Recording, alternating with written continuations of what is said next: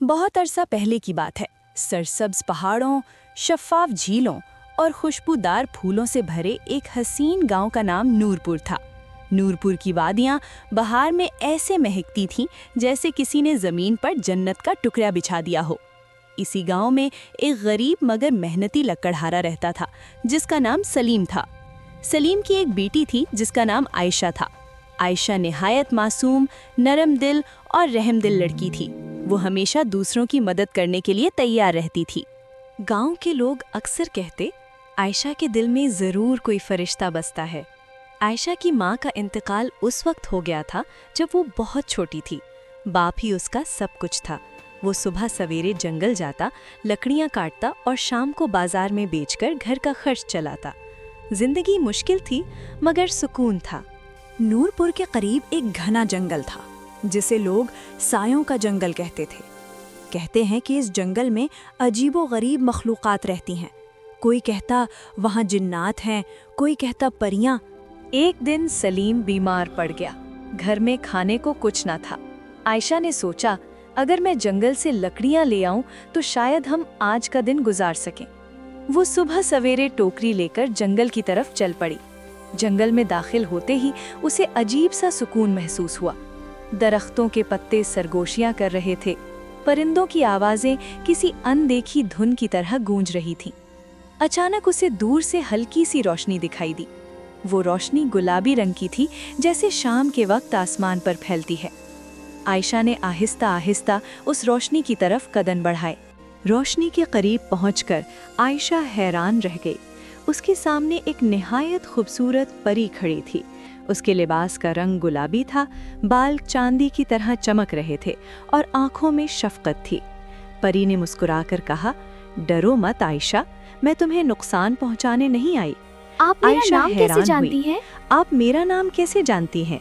परी ने जवाब दिया, मैं गुलाबी परी हूँ। मैं उन दिलों को पहचानती हूँ जो पाक होते हैं। तुमने कई बार इस जंगल के जख्मी परिंदों की मदद की है, प्यासे जानवरों को पानी पिलाया है। तुम्हारी नेकी ने मुझे यहाँ आने पर मजबूर किया।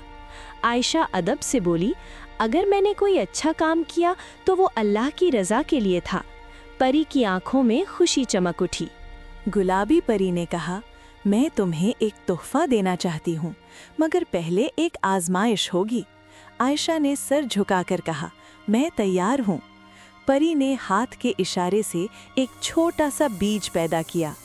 ये एक खास बीज है, इसे अपने घर के सहन में लगाना, मगर याद रखो, इस दरख्त को सिर्फ सच्चाई और सब्र से सींचना। अगर तुमने कभी झूठ बोला या लालच किया तो ये दरख्त सूख जाएगा। आयशा ने घर आकर बीज सहन में लगा दिया। वो रोज उससे बातें करती, उसे पानी देती और अल्लाह से दुआ करती कि उसका बाप जल्द ठीक हो जाए। चंद ही दिनों में बीज से नन्हा सा पौधा निकला, फिर वो तेजी से बढ़ने लगा। एक सुबह जब आयशा जागी तो देखा कि सहन में एक खूबसूरत दरख्त खड़ा है जिस पर गुलाबी रंग के चमकते हुए फल लगे हैं। सलीम हैरान रह गया। बेटी, ये कैसा दरख्त है? आयशा ने सारी बात सुना दी। सलीम ने एक फल तोड़ा।